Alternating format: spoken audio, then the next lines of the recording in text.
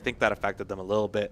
But here, Dremo is just in a good position to at least see some rotation kills. But they are trapped all the way back, and the setup from MNSU is just solid. None of them are moving. Yeah, they're going for the rotate. But again, MNSU has a great setup. Now they know knowledge. Tank not going to be able to take them down. And both of them disappear from the scoreboard at the same time. And MNSU is locking one in. Yeah, no, that's to be expected, right? Like I said, this is a very defensive-heavy map. You're expected to win those defenses, and you aim to get a couple of offensive round wins. But you can't drop those defenses. So both teams doing a great job so far of holding down those defenses. I expect Conestoga to once again be just pushing the pace on this defense. Yeah. At least feel it out one more time, see if this works, and then if they need to slow it down, they Mix-ups come in. Exactly. Yeah. Well, that's what I'm confused about. Do you start the mix-up now, or do you go all in? It looks like they're slowing it down a little bit, to be honest. Yeah, they're setting up for defense. They do have one player, Shaco, who's pretty much all ahead, but Frizzy does drop, and that is huge beast. Clear. The bomb is towards the A bomb site, so MNSU is just playing so passive and so slow. And if you're Conestoga at this point, they expect you to rush. You just have to play slow. Well, remember, I asked you the question, if they see Condors rush early on, will MNSU start playing very slow? Yeah. I got my answer right now. Yeah. The answer is yes. And that's exactly what you want to do, right? If you know they're rushing at you, you just play back, get those picks.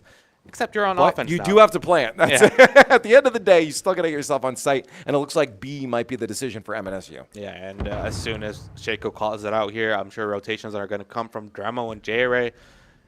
Shaco, does he see anything? Yeah, no the rotation is coming in from Dremo, but he still hasn't seen a single person. Oh, there it is. Calls it out for sure. Just start spraying. The free fire's not going to be enough. He's gone. Goodbye. And now MNSU on the board, or on the point. They have 20 seconds left to get that bomb planted, and there it is. Now it's up to the Condors for the retake. With 2 left against 4, this is going to be quite the battle. It was a tough position for them to be in, and the gunfight's coming down. Dremo's really weak. He has to escape with his life, but they only have 30 seconds here to slay 4 players and get the defuse. Yeah, and both of them now caught up. Great jelly on their face. They had to buy a little bit of time. There's 1, not 2. MNSU. Too many letters. Are going to take that 3rd round. Yeah, it's a big kill and big round from MNSU right here. And then the way they were able to capitalize on Dremo dropping and then making sure to hit that B bomb site, get the smokes down, get the kill, plant the bomb, and play post plant.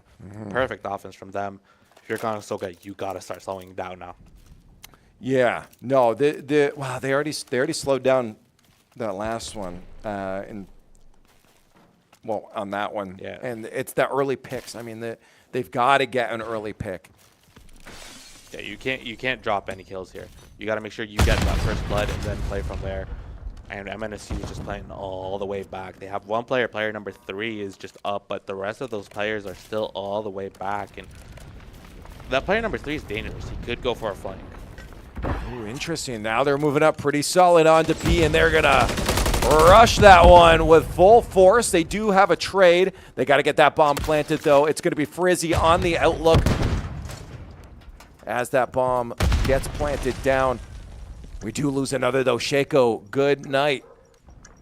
It's a 2v3 post plant here, so Frizzy and Jerry not into the best position. The gunfight comes in. Jerry gets the trade, but they know exactly where Frizzy is and J-Ray, so he has to play a 2v1 here with 25 seconds. Yeah, this isn't going to be good because he's nowhere near that point. Defuse is probably going to come out. No, they haven't started it yet. The defuser, that's huge. Oh, 13 seconds. Okay, last on the board. You just got to stay alive because if he goes for that defuse, you could probably get in there. Is he going to fake it? No, he's going to get right on it. Try to get him. No, you can't see him. He's behind the pillar. Take him out. Good night. That was so close. Oh, my God. I couldn't hold on. That is a huge win for Conestoga, but that was a little too close.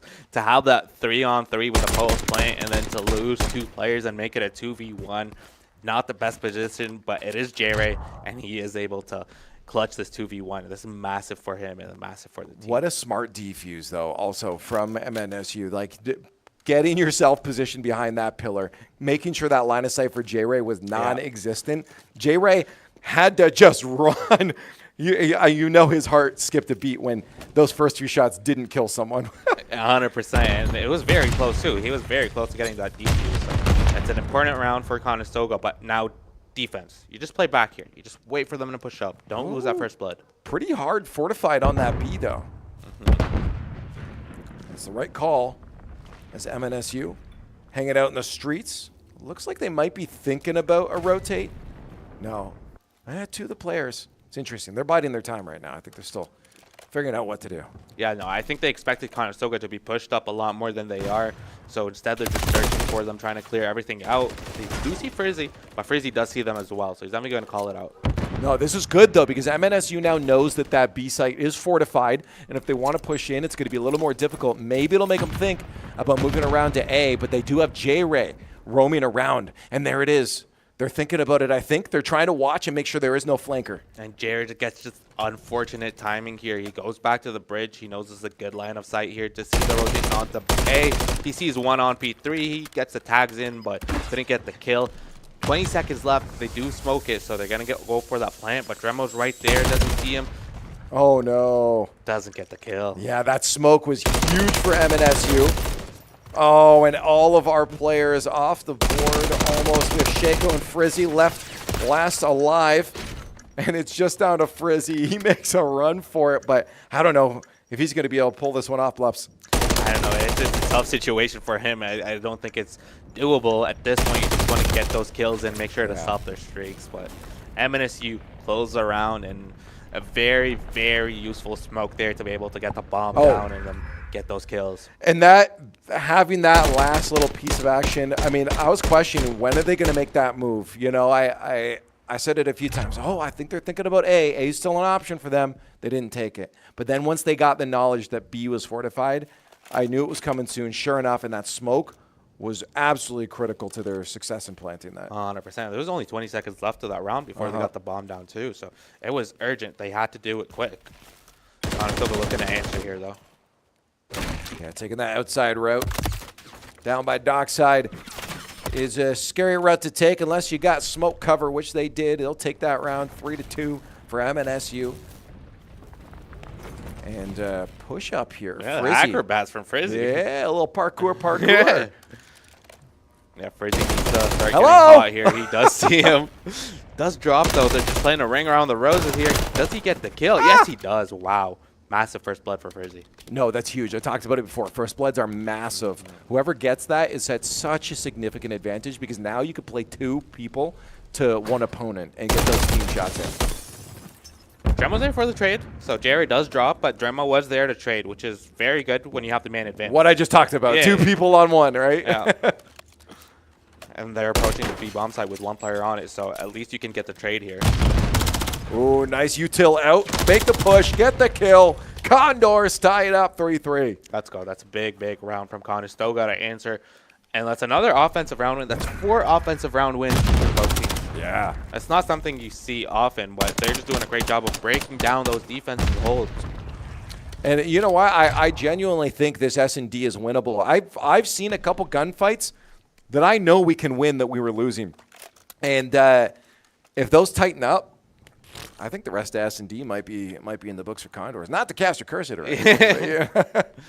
The fact that they're holding off on a map that they knew wasn't going to go well for them or thought wasn't going to go well is a good sign. Yeah. Well, it's still too early. We're just halfway through the map, but like you said, this is a good sign so far, and they are playing more pushed up than they usually do on this B bomb site. And MNSU just loves hitting B initially. They're just doing it over and over again, and Conestoga's reading it. Well, I wonder now with J-Ray on the other side, is that Frizzy taking out Spira? Nice. That's the early kill. That's huge because that, especially if they do go for that A rotate, is not going to be easy, especially with how far the Condors are pushed up. 100%. Yeah, the Condors have the pinch. They are able to make sure that B Street is completely covered. But that player number 1 is a bit of a menace here because he could get that good timing on the players, and the rest of them are just rotating over onto A. All right, J-Ray, it's time to get your ADS ready because they're coming your way. Just got to hope that those smokes aren't going to screw up your vision again like they did in that previous round. And that player number 1, Klinger, is able to get the pinch. But Dremo, once again, there for the trade when we have the man advantage. Frizzy was 1. Can he get the second? That's 3 kills for Frizzy. One of them a first blood, closes out the round, a defensive win, Conestoga up 4-3. This is massive. Match point. 6. Oh, sorry. Yeah, sorry. I don't know why I was thinking 5. But very close. Very close to match Very point. close to match point. Yeah, no, very. This is great. I mean, being in the lead Yeah. on a map that you just did not expect to be in the lead on or win is huge. I haven't cast or cursed it yet. Yeah, no, and Frizzy definitely started off slow but picked it up, and that's huge because he's typically the one that's first in, getting those first bloods, and he's been doing so the last 2 rounds, and he's looking to do the exact same thing here. Jerry is moving up too. He's player number 6 right now. Yeah, I wonder what they're going to play, though. Look at a little bit more of an aggressive hold from MNSU as well. They might be taking a play out of the Condors book. Conestoga look discombobulated, just going back and forth, can't decide where they want to hit. Yeah, but they're getting into those alleyways. They're getting nice and tight in there. They're just trying to get some information. Where are they? There's the information. Lighten them up by Tank. And there's going to be 2. No, not quite, but the team shooting comes in, and they will get the trade out.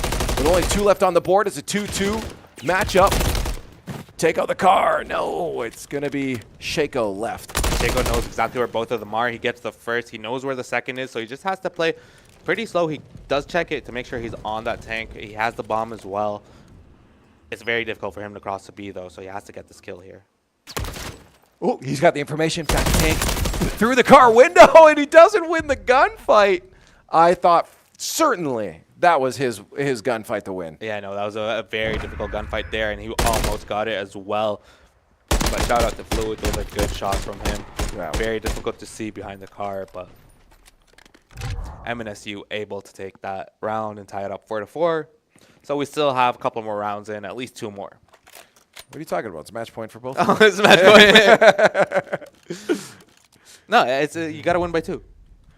Yeah, that's what it is. It's overtime. We're in overtime, baby. Yeah, exactly. No, it's just a short CS.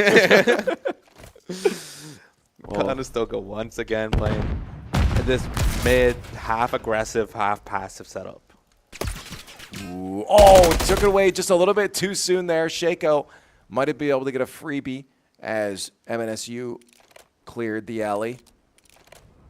They're set up on a split. They like A, but they're not giving up on B. And you've got 2 players watching mid, and there's a couple of MNSU players around that mid tank as well, which is a very good heady to have. And Ray just gets smoked out here, so difficult position for him to be in. He has to get that kill. He throws the smoke of his own. I like it. Yeah, that's going to allow him to squeak on by, but he doesn't get any of that information there. And that player, who is that? Bladesy, laying on the ground. We got his perspective right now. He's going to take down one of the Condors, but there's J-Ray trying to light him up. He hides behind the white car, but eventually it gets eliminated. J-Ray and Dremo, the last 2 for the Condors. 30 seconds left. And there's last down to Dremo. Where's he going to go? 20 seconds left. Oh, he's almost got that information. That last MNSU player sneaking away. Slammed the door closed. He's on the hunt. 9 seconds left. He's on the tank. Take him out. Not enough time. But for not the enough defuse. That's a great play from the MNSU player. Just By making time. sure, yeah, you check bomb, Yep. you don't see anyone, you run away, check again. It's 7.5 seconds to get that defuse, so you just have to check every 7.5 seconds, which is a long time to be able to just run away, rotate. Oh, yeah, it's massive.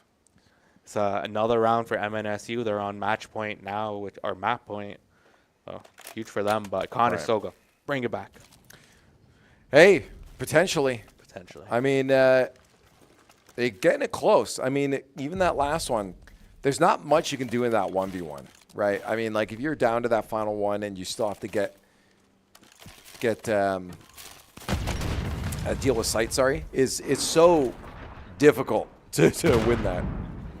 Yeah, 100%. And the cruise comes in as well. That's why they were waiting. Frizzy gets that cruise kill. That's huge. That's a man advantage for them. Now you just got to move up and take over this B bomb site. Nate comes in for the checks. The smoke is in. They know where the player is hiding, but they do get one player dropped, which is, I believe, is J-Ray. It's a 3v2 now. Bomb's going down as well.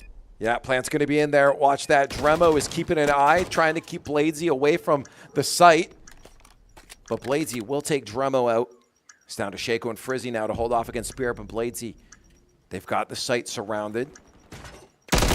Oh, that's going to be a kill there. Massive for Frizzy. Brings it down to a 2v1. Yeah, no, Frizzy with a big read right here, and then a good position to watch the cross in onto site. He gets the tags and the info. The nade comes in. Shaco's there to help him as well. He stuns him, and now it's just GG's. This should be the round, unless we can do something. Shaco runs. Wow! And he punches him. Oh, you took a magazine to the nose. Uppercut. You're dead. 5-5. And it's round 11, which we don't see often, and I'd love to see a round 11. Now, who starts on the offensive side, who starts on the defensive side beats me, but it's going to be very important here. We've seen both teams win both sides, though, so I don't know how important it is. No, this is very evenly matched on this map, especially for one that we thought MNSU had the upper hand on. See Conestoga go for a more aggressive, and then they read the play from MNSU. It is going towards A, and they have 2 players on A and then 1 player mid. All right, Condors get that early pick. You'll see him. Oh, he saw his feet. Watch the other window. There he is. Takes it through the wall. The wall bang is huge. Absolutely beautiful from Shaco. Locked in. They're ready to take this S&D. They have the advantage. It's 4-3 right here, and MNSU has to plant the bomb. Time is ticking. 55 seconds left. They have to start moving. This is beautiful. Second map in playoffs might be in the hand of the Condors if they can hold on to this advantage. That bomb moving down center. They're chasing them down, and there it is. Bomb down mid. Last alive. Condors looking good. Yeah, it's all up to Bladesy here, and they're chasing him. Dremo knows exactly where he is. The stuns and the nades come in, and they close it out. Round 11, 6-5 on Invasion, up 2-0. Absolutely massive. We thought we'd be 1-1 in the series score at this point. That's not to be. MNSU, what you got? I don't know what they got, but we got 2 rounds, 2 maps. That's what we got. They got absolutely nothing. Big old goose egg on the scoreboard. You know, we throw a little respect on their name. We did. Yeah. We did that for them. But at the end of the day, there's a little more on our side. No, that's huge. I mean, 6-5, definitely great momentum for us to go into this map 3. We take map 1, which it was close at the start, then it really wasn't. Map 2 was close all the way around. And then this map 3 is also another invasion. It's on control now. Right. Fingers crossed it goes well. Definitely map that Coach Eric was saying it's up in the air. Doesn't really know how he feels about it. So we'll see. Yeah. He, as you said during the interview, he was a little, I don't know. But also, we didn't know about this one. Yeah. So really, you just play your game. I think the Condors is one of those ones. It's the most generic statement I ever hear from any coach or player. Is if we just play our game, we're going to win. But in this case, yes, if you just play your game, I think you win this, because what each of these players have individually is good instincts. Dremo has done a phenomenal job of supporting his players. I mean, any time that a trade happens, it's almost always Dremo making sure to get that revenge. He's getting the retaliation because he knows who he needs to be supporting. 100%. Dremo's one of those players that's always in the right place at the right time. Right. And I think that's his biggest skill set. It's not that he has really good gun skill or anything, which obviously he does, but that's not his main thing. Yeah. It's being in the right place at the right time all the time. Right. And he's doing a great job at it. We've seen it in map 1. We've seen the trades coming in map 2, and we're looking for him to continue that momentum that he has into this map 3 as well. Yeah, well, that's the thing, is, I mean, positioning, it goes for anything. I mean, any skill-based thing out there, it's not always just about mechanics. Yeah. It can come down to how you're positioned. If you got sights on your opponents before they even know you're there, mechanics don't matter. You can miss a shot or two. You still have so much time to get that kill because you're positioned right. And he's doing a good job, again, of making sure that he's not positioned in a way that, oh, we lost a gunfight and I'm not there to trade back. He's always in the right spot to be able to get that trade back. And you need those kinds of players, those players that are a bit slower in their play style, but more disciplined. Yeah, disciplined. That's the word I was looking for. Where you have those other players like J Ray or Frizzy who just like to run around. They just run and gun, Yeah. baby. And they do it well.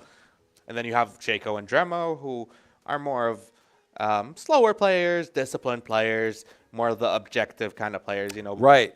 supporting. Yeah, and you saw it with Shaco multiple times on hard points specifically as well on that first invasion map. Shaco's doing a great job of utilizing his movement to reposition on points to make sure that if an opponent came around a corner, he could catch him off guard so many times. He was doing that the opponents just had no idea that he was going to be in the position he was. And that's exactly what Coach Eric was saying in the interview, where Shaco is that player that they sort of needed for the team because he doesn't play the play style that any of the other players do. He's sort of that missing piece, that puzzle piece, where it's more of a support player who can play his life on that hill, get a lot of hill time. If it's on control, he's the one on the point. If we're planting the bomb, he usually likes to carry the bomb. So he's that player that every team needs, does all the dirty work, and is more than happy to do so. Exactly. And overall now you have this team that's glued together pretty well. I mean, half the time J Ray was just hanging out on docks, you know. But that's fine because that's a position he likes to be. If that team decides to go for that rotate, J Ray gets to feast, and that's something that he's going to love. So I love that they each have their known positions, what they're going to be doing, how they're going to play. The Frizzy is going to be somewhere in one of those houses doing parkour, some stuff like that. I mean, the whole squad does it, but it's like, he's going to be somewhere around there just getting those kills if he needs to be. And you could play point. If you're Shaco, you could just play point. You'd be like, I can trust those guys to be watching Exactly. my back. And playing point is not an easy thing either because you need to know how to get those kills inside the point. Yeah. That's what he does extremely well. We saw him reposition a couple The of repositioning times, is huge, yeah. and it's very important for the team. I also noticed that typically each team's allowed to carry 2 trophy systems, and you typically want to have it on the hill because they're going to throw nades and stuns at you, and it's going to intercept them. Shaco wasn't the player that used to carry, I believe it was Frizzy, which means Frizzy used to go on the hill, throw it for Shaco, and then run around. And they switched it up this hard point and maybe moving forward in their series as well, where Shaco's the one that carries the trophy. So he drops it for himself, and he can reposition around it however he needs to. And it worked out perfectly in that map 1. No, I think that's really great because it's just one less thing you need to worry about as the objective player. If you got to worry about util flying at your face the whole time, that's an extra level of repositioning you got to think about. It's not just the bullets you got to dodge, right? It's how effectively your opponents can then push you to get that CQB to make sure they can get on. And if they can't flash you, they can't get in there, well, that makes it a little bit easier to hold. 100%. If they're unable to penetrate and get in, then that's massive for them. And fingers crossed this map finally loads in. We can see it on screen here. So this map 3 is huge. We are on the defensive side. This is the favorable side as well for invasion. It's the opposite of S&D. You're defending this way. Right. Well, you said map point before, but now it's a match point. The series will be done if Conestoga can win this control on invasion and move on in the playoffs. We face off against St. Clair next, and some early kills there, some back and forth, but it is MNSU a little bit in the lead for kills. Yeah, and it's unfortunate because these opening kills are very important for Conestoga to get, but instead they end up dying. The smoke comes in, but the kill is there.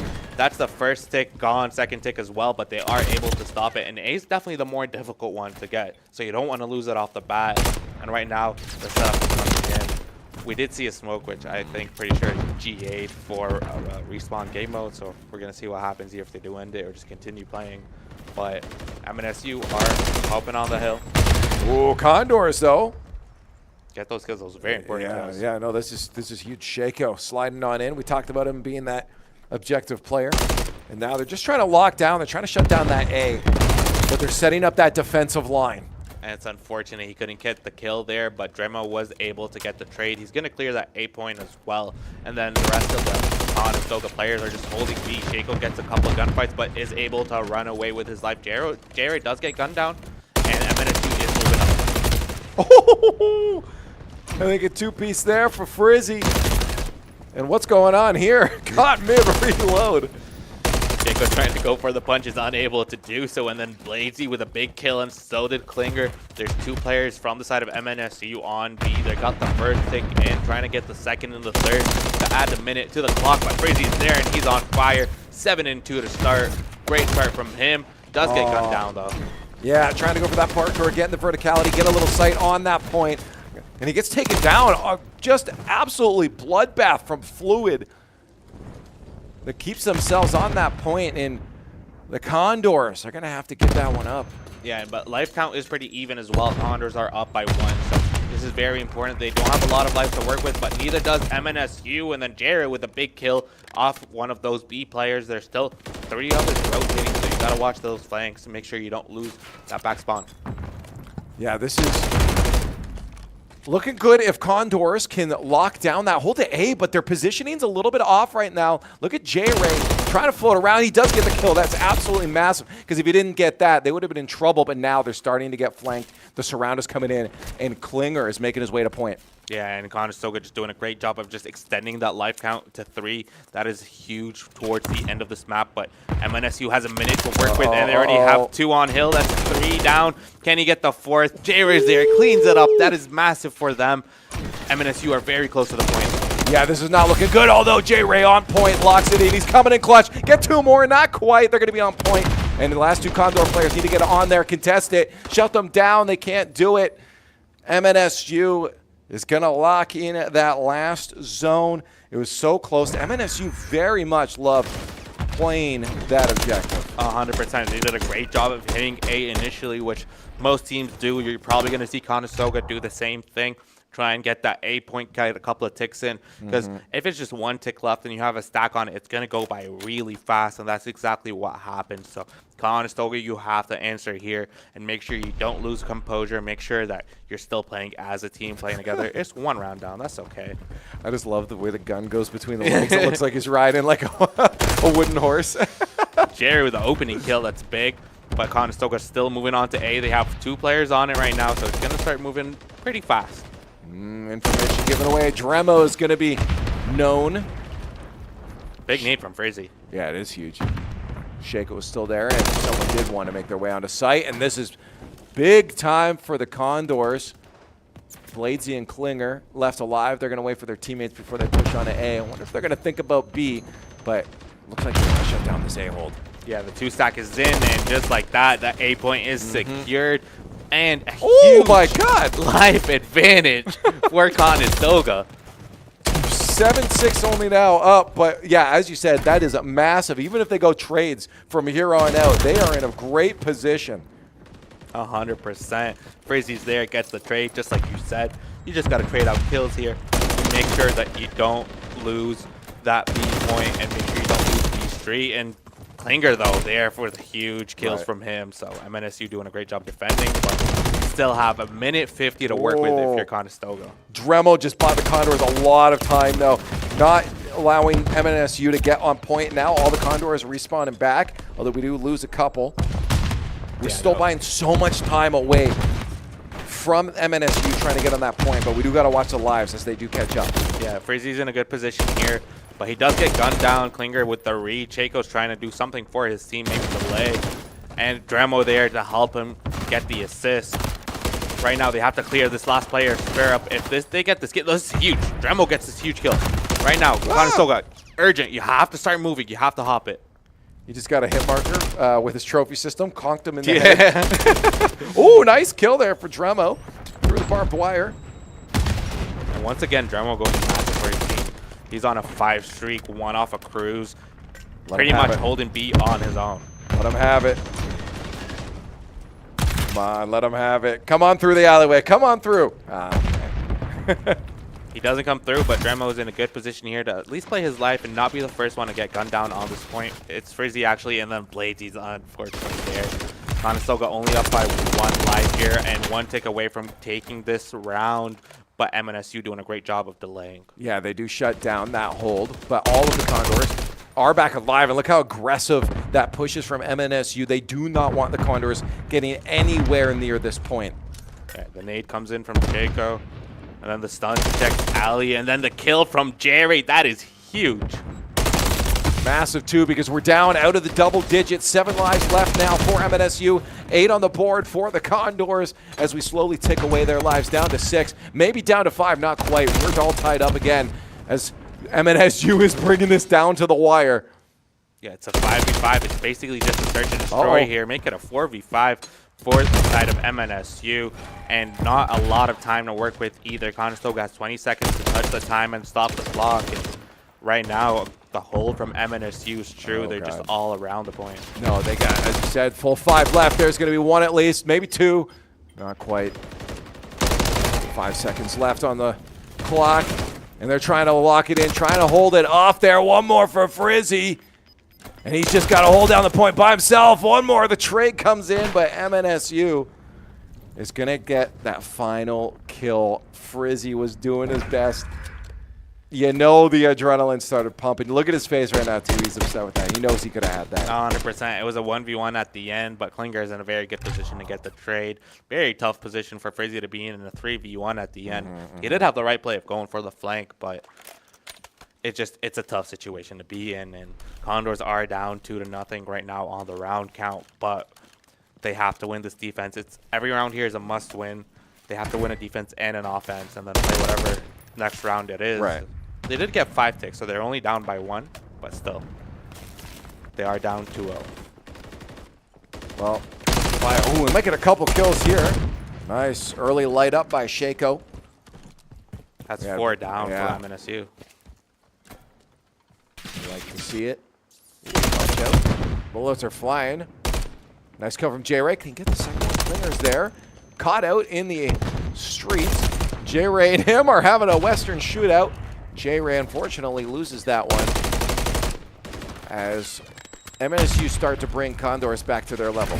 Yeah, no, MNSU is now on this B point. They got a 3-stack in. It's moving pretty fast. They're going to get the first tick.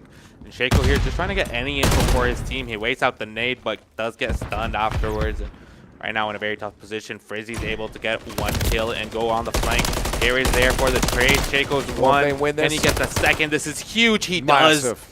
Conestoga clear them off of B. No, that was good too. You also saw Spirit was trying to sneak his way over to A site as well at one point, but he did get cleaned up. I think it was Drema that maybe took him out, but that was a huge win over on that B site for the Condors. Now they know the A site's clear. They just need to lock down B. And Dremo's in the spawn, so trying to put him in the spawn trap.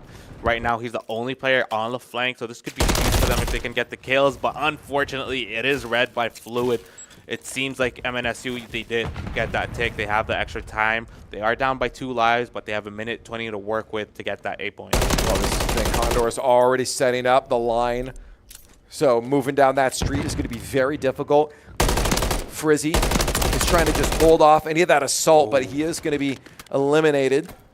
Those are 2 big kills from Jerry and Dremo right there. It's 19-15 on the life count, but they made sure to eliminate the players rotating from B, and they're just spawning you on B again. They're going to go for the rotation. So those players playing in the back, they have a very important job of just making sure they don't get spawn trapped. No, that's it. Make sure that you're still in a good position. Even if you die, the team can just lock this down. Watch again. There it is. Spear up again, though. Moving his way down A site from Docks. Ooh. Unfortunate there from Fluid, but Shaco's there. At least gets 1. So it's a 1-for-1 trade, but not the same players. Dremo on site. Does he win the gunfight? He does. Oh, but now watch that spawn coming in the other side. Klinger is probably going to utilize this to his advantage. Like Jerry here has stuff to push for his team, give them some time, and he does. He gets 1. Fluid does trade him out, but Conestoga Condors are very close to the hill. They just need to make sure they don't let other players come in. Fluid there with a big kill, but Frizzy and Jerry there to clean it up. Shaco with the wall bangs, couldn't get the kill. 13 seconds left, and Frizzy has to hop on point here. Yeah, he's got the util out. 1 down, double down. And that's going to be Frizzy and J-Ray working together to just frag out the point. A beautiful defensive hold from Conestoga. They are going to take this round. MNSU's not close to hopping on the point. Yeah. So great defensive win. I believe it was 4 ticks in for MNSU, so they have 10 total ticks. Conestoga, you need to win this round, but you also need to get all 6, which would put you 1 tick ahead and guarantee defense for that round 5. So that's important for them. but they have to turn up in this offense. They have to go for A once again, get it quick. I've seen teams go on to B just to get that extra minute to work with because it's easy to get off the bat. Right. So we might see that. But based on how I see the players facing, They love. Yeah, it looks like they might be going B, but they do love their A site. yeah. Honestly, I mean, it worked last time. Why not try it again? MNSU might not be expecting it. It looks like they might, though. They're going to try to lock that down, make sure Conestoga can't take it away from them. And Dremo is on the point. J-Ray and Frizzy get one each. Give them the advantage. Frizzy with Ooh, another. J-Ray. That's 4 down, and J-Ray in a huge position here to get these kills. Another one. Oh, my Frizzy, God. watch your back, Frizzy is though. on fire right now. Oh, J-Ray, there's another one, too, and he's got another one behind him. He's going to hold down gas, but eliminated from the sidelines. Doesn't even matter because we just got A right there perfectly with 2 minutes and 20 to work with on B Oh. this time. Wrong time to turn around, but it doesn't matter. As you said, got A. Now they can make a look at B and just try to start pewing down the laneway. And this is pretty much a repeat of what we've seen round 2, except Conestoga now know what to expect from the defensive hold from MNSU. So you just got to go on those flanks and clear them out. And then Frizzy with a huge read here. 28 and 22 for him. He's having one hell of a map. Yeah.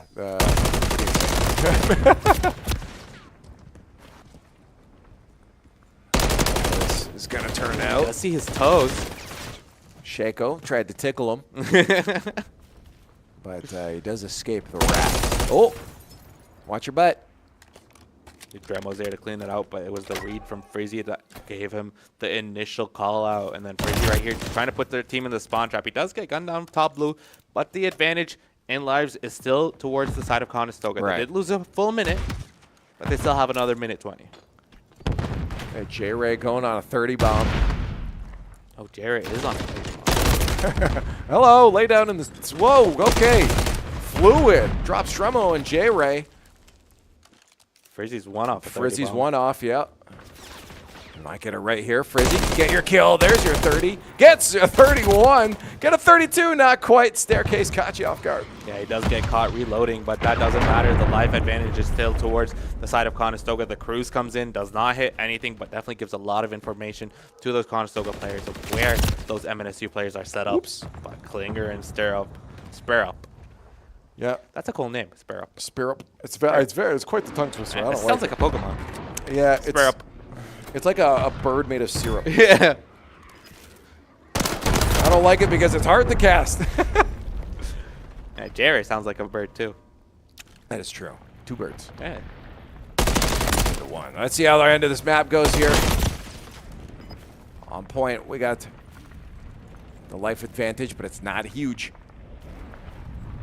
They're on the point, so they did stop the clock. Very good for them. And then the players from the side of MNSU are spawning all the way back. The cruise comes in. They are able to dodge it. That's why they hopped off the point, but that gives time for MNSU to move up. Ooh, there it is. MNSU is starting to come in, and they clear out the Condors. And they're going to get on that point. Condors so far away. That's going to be all she wrote for map 3. MNSU is able to get a map, which was the map that Coach Eric was talking about, saying, I don't really know how it's going to go. It's iffy. It's up in the air. We haven't played it much. We don't have a lot of reps in. Right. So they were able to take it. And it's unfortunate, but the next map is Skid Row. You And said like I you said that's a lock. that is definitely a lock, especially that we start on the good side. I mean, how exciting is that? Well, very exciting. If it means it's a dub. It means we don't get to see Invasion anymore. Yeah, did anyone out there realize we were on Invasion that whole time? Yeah, it was just a one map split into 3. If anybody joined in as their first time experiencing COD, well, hello. This is usually how it goes. Is this like Smash Bros. Melee? It's just all Fox Final Destination. Basically, yeah, we only got this one map, and we're just gonna keep on doing it on repeat. Yeah, no, it's the best map in the game. Oh yeah, 100%. It's such a good You just map. had the hardest eye roll ever. I love casting on this map. It's so good. So good. Well, now we head over to Skid Row. That'll be our next map, and back to Hardpoint. And again, I think I'm excited. Okay. One of the most exciting things about Skid Row is it's a smaller map. Sorry, S&D. No, it's hard. No, it is Hardpoint. Hardpoint. Yeah, I don't know why I tripped up. And an exciting thing about it is because it's a smaller map, you see those SMGs come up, which means someone like Frizzy and Shaco, who haven't been able to use that SMG on Invasion, Right. because it's such a big map. You need a You forced assault it rifle. ARs, yeah. Yeah. So since you have those subs now, players that know how to run around, move around, like Frizzy are Frizzy gonna and J-Ray, have yep. a huge advantage. Yep. Because they're just gonna be able to roam and do their own thing. And then you've got the players like Dremo, who's just going to play the longest lines of sight you could think of and just hold it down, Yep. which he does a phenomenal job at. Well, I'm very excited because if this is going to go the way that you say it's going to go, we're in for a lot of frags. 100%. And like you see the players right now, they're just off the screens, and Where'd that's they exactly go? what you want to do. Hold up. This is exactly what you want to do after a loss. Sometimes you just got to walk around, move your feet, get the blood pumping again, and then go sit down because you have so much adrenaline inside of you from those three maps. And then after a loss, you feel a bit defeated or a bit down. You just got to get it out of the way, and that's exactly what they're doing. Oh. So, Well, I want to do that. yeah. Okay, wait. How about we do that? Let's go take to a walk. Let's go to a quick break. Get the blood flowing. Come on back for Skid Row. Blopsy says it's a lock-in. Let's find out if that's true.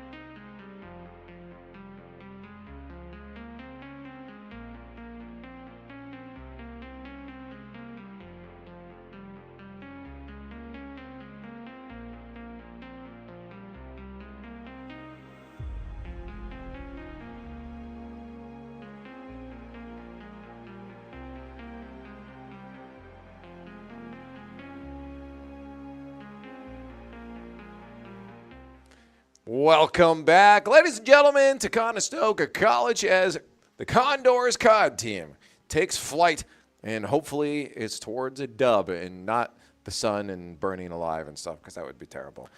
You know, we should make our own cheer for Conestoga. I've always thought, like, I get my team to go, "Caw!" before every game. We do it. Are we coming up with a cheer right now? Yeah. Okay, well, before we do that, I want to remind people what's going on. We're into the playoffs, and hopefully we'll move it on. I do believe it's single elimination. We'll have St. Clair up next, but we got one more to go here. It's currently 2-1 in the series. We did just lose that last one here, and now apparently it's time to bring up a cheer. Yeah. I have an idea. Okay. Do this, right? Can I tell you if it's As a bad bird? idea? Yeah, go for it. Okay. And then you go, Conestoga Condors, caw! Does it not need to, like, rhyme or anything? Or? No, it's a cheer. Do cheers have to rhyme? Give me a C. Give me an O. Get the pom-poms out. Yeah. Caw. Oh, man. You got to start doing that with Owen. Well, I was going to say, if he does see the one I said that need to get clipped before, if you talking smack, he's just going to clip that and then hold that against us forever. Probably. Yeah. I'm never getting on this casting desk again. At least not with him. He doesn't want me there. All right, if you could get the whole school on board, that's going to be your project for this week. Okay. This is your year-end assignment. Okay. Is to get as many people as possible onto that. I'm gonna wear the mascot and just go around and go, caw. What was it again? Caw. Let's go Condor. Let's go Conestoga Condors. Caw. Conestoga Condors. Caw. Well, because we got to fly and stuff. We got Skid Row coming up next.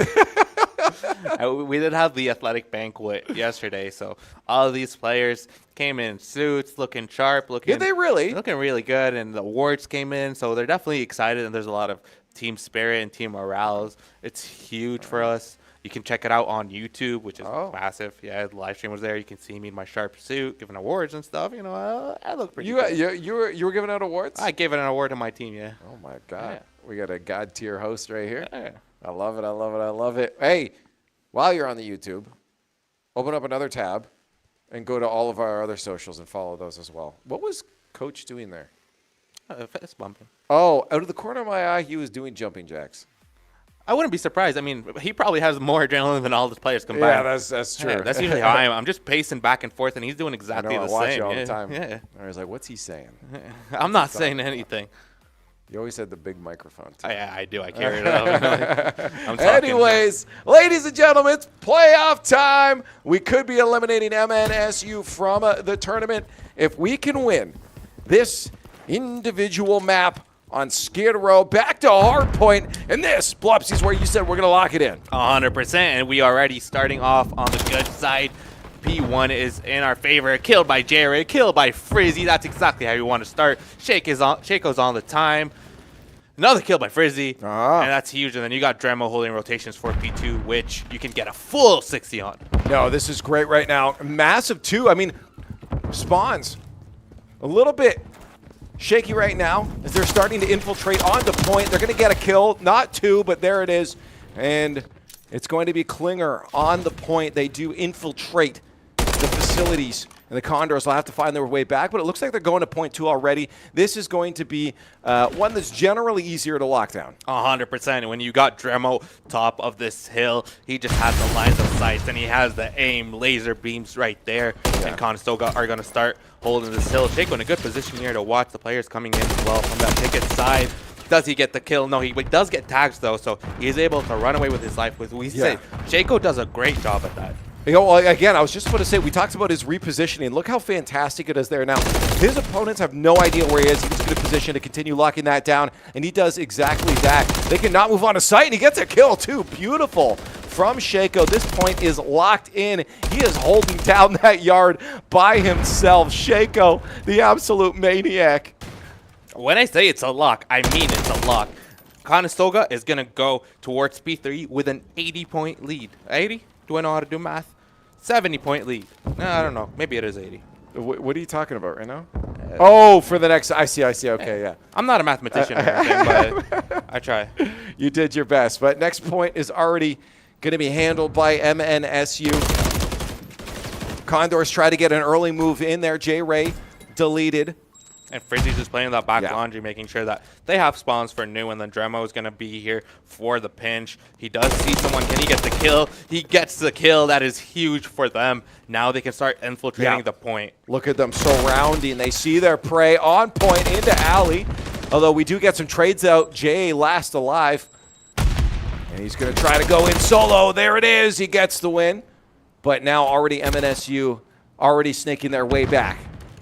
And that's fine. Conestoga is able to break, and now the contest is in. Shaco's the only one left on that P2 getting that scrap time, and they see the rotation 4v4 are coming in. Frizzy does get gunned down, but Conestoga has such a big lead, living off that scrap time as well. This is massive for them, and Shaco just soaking up this hill tower. Oh, yeah, no. He's soaking in the sunlight, although Klinger brings some clouds to the story, and they'll start getting a couple points themselves. Conestoga now hanging around mid. It looks like they might. No, they wanted to get at least that kill on Klinger, who is going to run his way like a little rat away from the alley. But they are hunting him down. And just Jerry just misses the timing here. Can't get the kill on Klinger, but Dremo is trying to at least get the trade. But MNSU doing a very solid job on this before to come back, and this is going to be massive for them. Conestoga is in between this decision of, do you just push for P4 one last time, or you just hold back for P5 and just take your losses? And I think that's exactly what they're going to do. Oh, look at this. On point, though. Can they win the gunfights? J-Ray takes one. J-Ray takes not two, but there's going to be the trade. And Conestoga is on the point. Couple points. There was a gap. Difference was getting a lot smaller as 75 on the board for MNSU, and they're going to continue counting upwards. Yeah, Conestoga still has a lead as well as rotations for P5. They got 3 players in, and then this is a big kill by Shaco, making sure to watch those rotation kills. So Dremo right now on the point, throws the stun, trying to get at least some tags. J-Ray does get gunned down, which is a bit unfortunate, but there's still Conestoga players there to support. Oh, well, at least they now know. Dremel knows they're going to be coming from that direction. Just start spraying and praying. He's not going to be able to get a single kill, and MNSU is going to move on to point. And what did J-Ray just do? J-Ray just deleted the entire team. That's a 4-piece on his own. Goes on the flank, gets all 4, clears it out. Conestoga on the hill. It took me a moment to process that because I'm like, oh, there's all 4 players there. And then they were suddenly death markers. What? It is crazy what J-Ray can do. It's a switch that he just can flip on and off, and that's exactly what he's doing, helping his team out on this P5. MNSU does break the hill eventually with 10 seconds left on it, but Conestoga is already rotated onto P1 with 2 players on versus the 1 player from MNSU. Yeah, look, and they're already moving to next point now. As from Shaco. They start to get a little bit closer, but still not bringing that 100 mark. Conestoga is holding down this pretty well. Again, respect on the name of MSU. They are giving us a fight, but it does feel like this is our map to lose. And this is sort of pretty much what we saw from that first hard point, where it was sort of neck and neck, and then Conestoga took the lead, and they're trying to do the exact same thing here. MNSU is on the point, but the trades are coming in all the time. Frizzy's there. He does contest the hill. He does see where this player is. Can he get it? It's an awkward gunfight. Unable to get it, but Shaco's there for the trade. MNSU, though, are able to close it out, and J-Ray here with an important push onto P2. Right, I was just about to say, J-Ray already making his move to the next spot. He gets the gunfight win. It's got to lock it in, though. We did have Klinger moving his way through. He's going to be dead, too, now, hanging out in the courtyards, the rest of the squad. And a couple points being soaked up on that last point as well. Wow. The rest of the squad, Dremo, hangs out for P2. Yeah, no, Frizzy was able to get those scrap points on that P1, but Dremo does get gunned down. This is not good for the side of Conestoga. You can't lose this P2. Jerry with 1. They have to get the other 2. Player on the hill, Fluid, is just going to play his life and just go pro and make sure that he doesn't get gunned down. And then if you're Conestoga, you have to find a way to break this. Yeah, well, it looks like they might be able to. They're clearing up the front of the house, but they just can't make their way to the backside. And again, such a strong hold from MNSU. Getting in there is not going to be easy. They're trying to one by one make their way across, but one by one they get picked off. And it looks like this might be in the hands of MNSU for the entirety of this point's existence. minutes. Yeah, and this is going to give them a comeback. They're going to be able to cut it close, but this is what we expected on the Skid Row, where a team has the lead initially, and then it just closes the gap. But Conestoga has rotations for P4. Dremo with a massive rotation kill as well. And right now, none of the MNSU players are close. Oh, never mind. We need to go to P3. I don't know what I'm saying. And clearly they don't either. They're one ahead. MNSU is going to take the lead here as well. This is big for them. Conestoga have to turn up here. The nade comes in. Keiko with one. Frizzy does see the player, but he is on here with the contest, which is good enough at least for the team to come in. Keiko gets the kill. Yeah, look, a little bally. It's a battle alley. Util's out. Let's see if they can utilize that to make their push on. 2 in the backside. Take them out the dumpster or put them in it. And where they belong. Coming in and still a contested hard point. We don't see this often on P3, but Shaco playing his life that he does so well. At least MNSU did not get a lot of hill time on this P3, while Conestoga now is rotated onto P4. Right. Regardless, though, a lead gained now for MNSU as we head to P4. You said it. We're locked in. The question is, can we hold it? We had some pop-off experiences coming out from MNSU, but Bladesy's not going to be their pop-off. As J-Ray shuts him down. Klinger is not going to do it either, but Fluid might be their guy. Finally shut down by Shaco. Yeah, we've got 2 players here on the hill just playing around it, making sure that no one comes in. J-Ray is on the hill all alone now, and the contest is in, but Dremo's there for the support. And then J-Ray, he just peeks. He's going to do it. He feels on fire right now. That's exactly how he's shooting. Frizzy with the help as well, and Conestoga's getting the majority of this P3 so far, able to retake the lead. And there it is.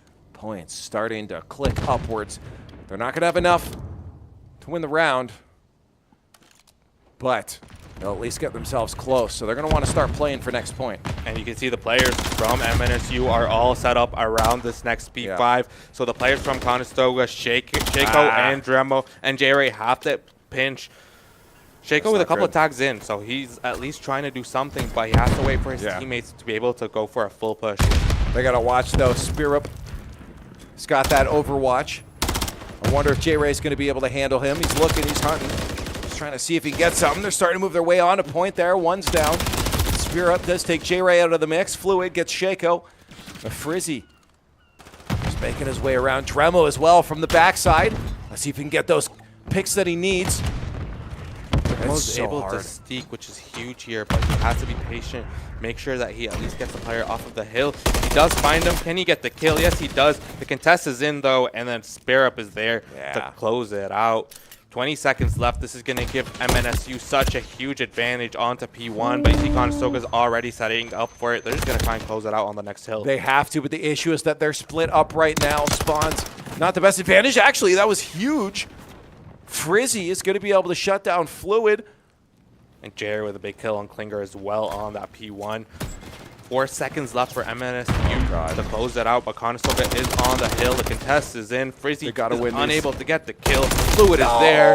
No.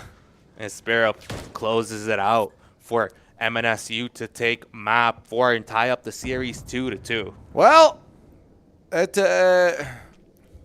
wasn't, I guess, particularly a lock. Do you believe in the caster curse? I absolutely do. And I'm not going to lie, I was fairly certain it was, because it rotates who it's on. Yeah. It just, someone has it, but it's never the same person usually. I had a feeling it wasn't me and it was you today, because I said something earlier and everything I was saying was good and kept coming true. I'm like, uh-oh. If I'm doing well right now, you're going to say something that's going to go wrong, and certainly it did. Well, I'm going to stop speaking then. You have the floor, please. You shut up. Okay. Yeah, into map 5. Yeah, this is that was interesting because, as you said, Skid Row, this is something we thought would have on lock, but I've also seen some clutch up on high rise, and that's our next map. This is going to be a very difficult search and destroy because it's a very difficult map. You have a lot of propane tanks and a lot of explosives that you could just accidentally get exploded by any of those tanks if you put a couple of bullets in them, or if someone even throws a stun grenade on it. It's also those sight lines into spawn too. I mean, it just they're so little space to feel safe on this map. 100%. And it's tough for submachine gun players to play because you can typically only play in Right. that pit area or underneath that blue, what we call it blue, where it's like this inner staircase, which color is blue.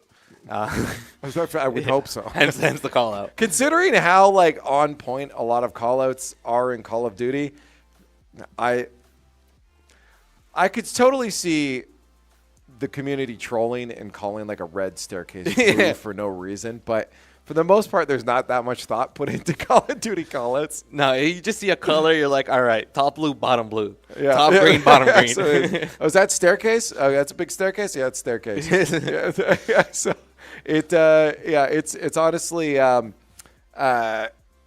it's not the most creative. So I understood what blue And was. hey, check out the camera. Look at the players.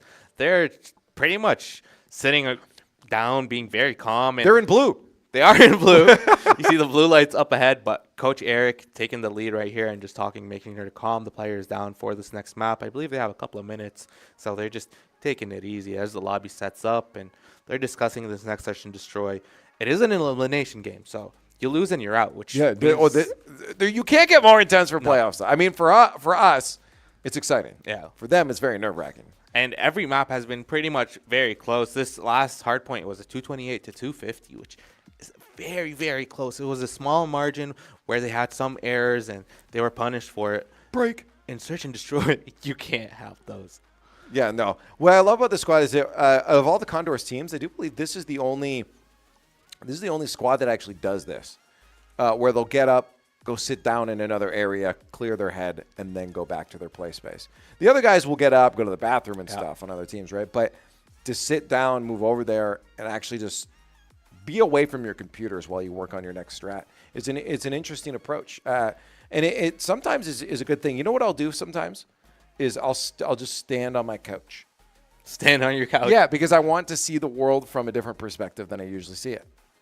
That is very interesting. I've never sat on my couch. I can't say I have. Yeah, try it when you get home tonight. Okay. Stand on your couch and just look around for about 30 seconds and feel how different things kind of look. You're like, wow, I'm tall now. I can see it from your height now. Yeah, you're Coach Eric's height. Yeah, basically. Yeah, but no, it's a good way to excite the neurons, right? Okay. To get yourself out of routine, and doing that is it's good. It breaks you away from the four corners of your computer screen, and it lets your eyes like, oh, where am I? Situate yourself in the world and say, I'm existing here in this space.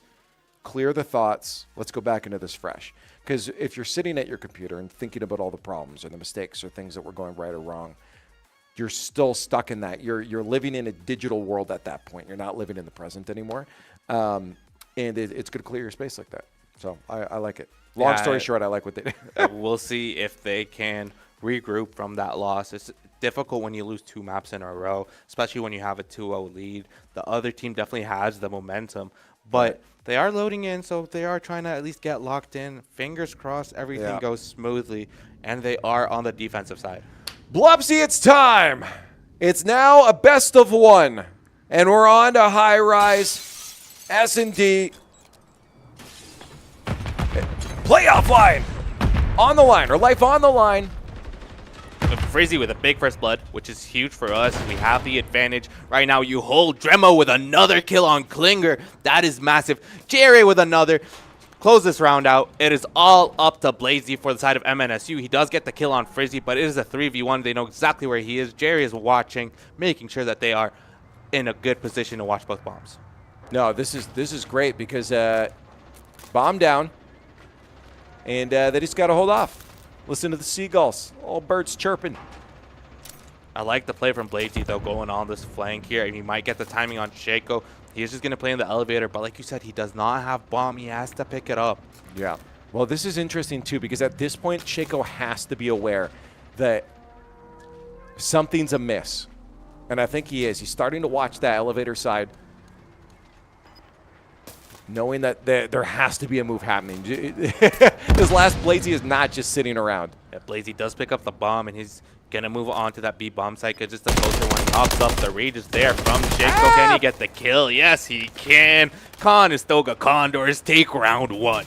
Do you like my seagull impression there? I mean, I don't like it as much as my Condor expression. We're going, "Ah!" Well, Condors are soon to be flying off with a dub. If oh, you know, I just realized that makes a W, doesn't it? It does make a W. Your Yeah. little bird makes a W. Okay, you know, now I'm on board. It's like triple entendre. I'm cool with this. All right, let's do it.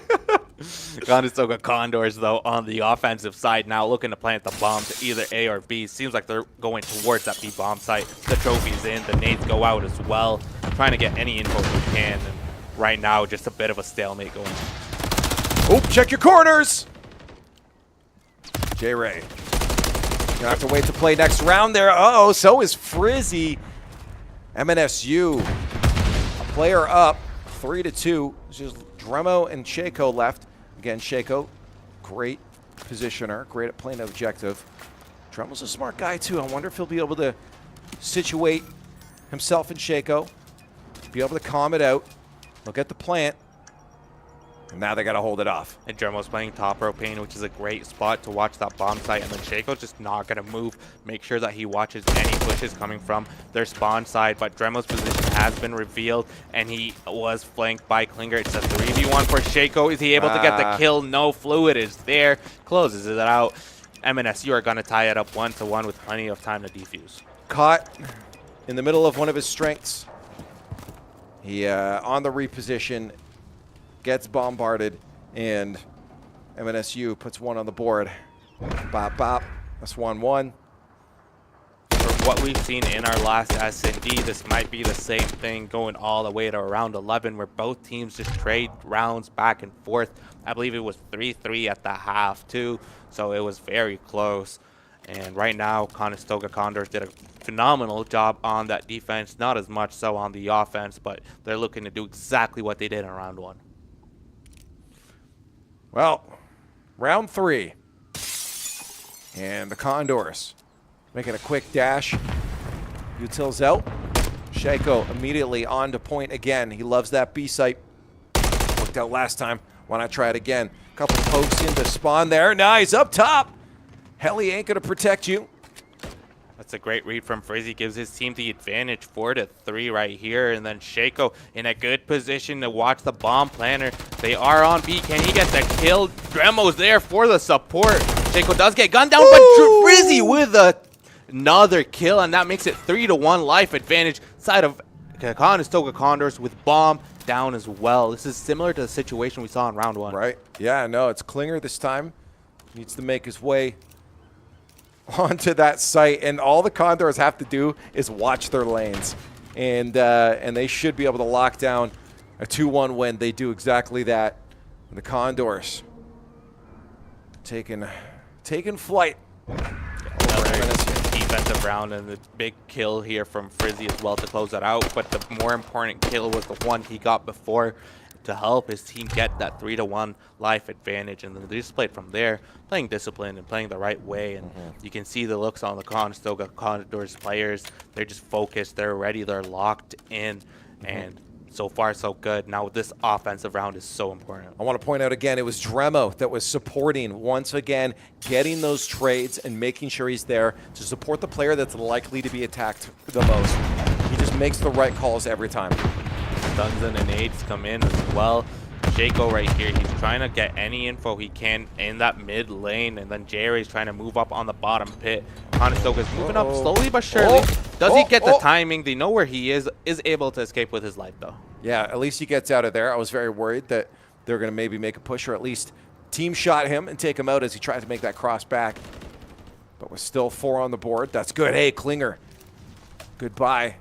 Player advantage for the Condors. That's another first blood by Frizzy. He seems to be the first blood king here, just giving his team the advantage every round. And so far, 4-3 on life count, but 40 seconds remaining. Conestoga have to start moving in and play with a more of a sense of urgency right here. And then Frizzy and Jerry close it out. Bomb goes down, 4v1. It is all up to Bladesy once again. Yeah, this is absolutely massive. That double team kill there. Oh, no, in spawn. Can't take him out. But still 3 players. Doesn't matter. There's no way that guy's getting on to defuse, taking out a 1v3. Nah, not going to happen. And Frizzy have yourself a map. He is on fire right now. I do believe he's doing a lot better than 5-2. What is showing? He's getting kills left and right. On fire, helping his team, getting those first bloods, getting those last kills as well. Right position, right time, good patience. Conestoga up 3-1. Big stuff for boy Frizzy. Again, everyone. Oh yeah, it says 8-2 down there. That's interesting. Yeah, the scoreboard on the top is not correct, but at the bottom when you hover over the player, that feels more right. Yeah. That's exactly what he's doing. He's 8-2. He has a cruise as well. Ooh, that's going to be real big.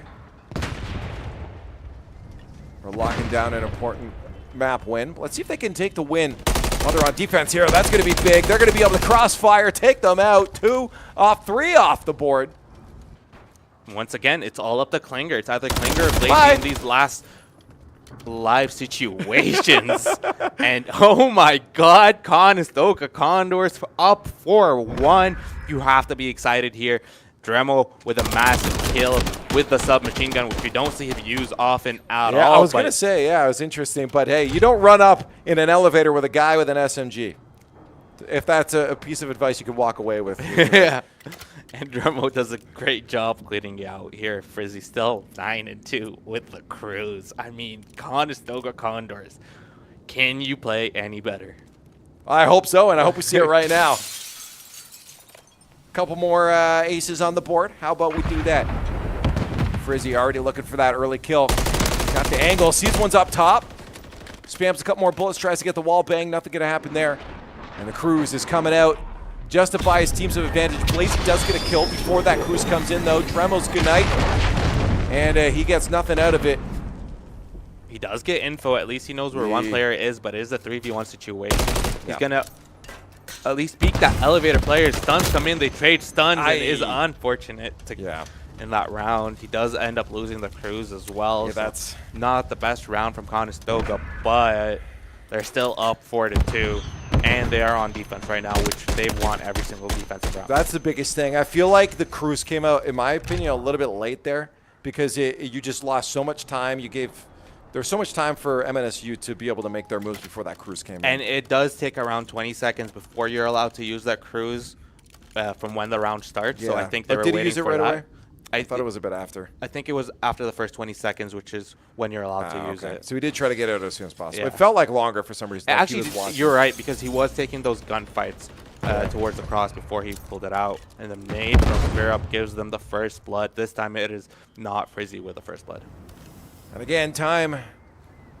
1 second is a lot in Call of Duty, and anything could happen. Like Shaco being eliminated. There's Fluid. Being revenged by J-Ray. Klinger, though, is immediately going to transfer that kill over to Frizzy. Bomb goes down on B as well. So right now it is a 2v3. J-Ray and Dremo versus Spear Up, Klinger, and Blazy. So on site, 1 kill. That's good. Even things out. Although we got to get on site real soon here. And they don't have any information on where these MNSU players are. Now they do. Shoulder peek is in. He gets info. Dremo's there for the support. Klinger in a good position. Klinger does get gunned down. Dremo with a 2-piece. And a lot of time to get that defuse in. That is so interesting that MNSU lost that one. I mean, the fact that he just kept peeking like, let me throw this in. He missed, I think, like 2 utils or something. It was a 3v2 with bomb planted as well, but they played a little bit scared and a little bit too passive. And Conestoga was able to capitalize on that. As soon as J-Ray got that first kill, they just moved onto the site and just try and shoulder peek, try and find out where these players are. And then, like you said, Dremo with that perfect support player coming in, always getting that help and always getting those trades. And he gets the 2-piece, close it out, 5-2 Conestoga. And that's massive for the Condors now. We are on match point. We're in playoffs. Remember, we are about to eliminate MNSU if we can get this win. And we're going to do it on attack. So far, just a stalemate that we're seeing. Both teams are just trying to set up, being in the right positions at the right time. Ooh, poke your head. Oh, just missed it. But Frizzy's there. I think he cleaned up that player in elevator. Yes, he did. That is a big kill from Frizzy. And On then site. Dremo You love to see it. Where are the MSU players going? There's one left. Bladesy, can you do it? Can you hold on to the dreams for your team all by yourself? Bomb down. And Bladesy doesn't know what to do, dipping and diving behind those boards, through the wall, to spray and pray, and the Condors finally lock it in. There it is, MNSU. Good night, goodbye, but a lot of respect bringing us the distance. 100%, a lot of respect, but at the end of the day, Conestoga was able to close it out, winning maps 2, 3, and 5. And that is what we call in the Call of Duty community a Neslo win. A Neslo win. Yes, you pulled off a Neslo when you don't win a single hard point, but you do win the whole thing. Dance party. Wait, we won map 1. We won map 1. 1, 2, and 5. I apologize. This is not a Neslo. Lie to me again. I love these lights, though. Dance party time. Oh, yeah. And a huge job by Conestoga moving on to the quarterfinals now versus St. Clair. There it is. The matchup we were talking about before that we're excited about is St. Clair, the team that no matter the esport, every Ontario team wants to take them down. Other than Conestoga when it comes to Counter-Strike. We've already took them down. A little bias. Yeah, a little bit. But we're going to see the Call of Duty team do exactly that when they play them. I think they play them a couple of times in this coming week. I think they have 3 matches against them. What I heard is, because they'll play them on Saturday now. Yeah, Saturday. And so they're playing them tomorrow. And then Monday as well, and then a Wednesday. Oh, is it Wednesday? I thought they said that they're going to play them tomorrow maybe for something as well. So they're playing against them in a couple of different leagues. Right. So I believe they have, or maybe a Saturday, Sunday, Wednesday. So they're going to be playing them on Wednesday in this league. Right. And then they have a season match on Saturday. And they're just going to try and play that and not put as much emphasis on that Saturday game because it's just a season match. But the next one's going to be a playoff match. And that's when it matters. Yeah. And today it mattered. And today they got the dub. It's for the Condors. I love that. It's a dub. Yeah, you better start doing It's a weird-looking dub, but it's a dub. It's a bird. All right, let's take a look at the schedule. What we got going forward because, as we said, it's playoff time, and it's not just the Call of Duty squad that's into playoffs too. Tomorrow at 7 o'clock, we have the Rocket League squad. It's interesting saying tomorrow because usually we don't do anything on Thursdays, and I'm like, tomorrow's Friday. Is that right? But yes, it is tomorrow. That we have Rocket League kicking off. And it's the semifinals. It's the Saturday, yes. And it's the Saturday. We're going all the way. No problem. Yeah. Easy dubs. But again, Saturday, we got our Call of Duty squad facing off against St. Clair. And then we're around to CS2 next week. Yeah. Excited? A little bit. Yeah, no, this is a quarterfinal matchup. And is that single elim as well? It is single elim. Okay. And we were supposed to have it, I believe, on Wednesday, but it was the banquet, so we rescheduled it to Monday. So fingers crossed we do get that dub. I think we're in a good position. But after that, our next match is going to be on the Wednesday right after. So we won't have a lot of time to prep going into that Wednesday semifinals match. But now our focus is on the quarterfinals match, just like how the Call of Duty team's focus is going to be on that next St. Clair match. It absolutely is. I also just realized I've been doing a 2-headed bird. You're supposed to put one down, I think. Oh, I thought you interlock your fingers. Well, I do it because, look, now my thumb looks like a you're right. a head, right? Or maybe if I do it from this side, it'll look better. Okay. Like that. All right, to send us off, we're going to fly off. Make sure you're doing this with us at home. Thank you guys so much for joining us. It's playoff season, baby. Condors get a dub on the board, and we'll see you tomorrow.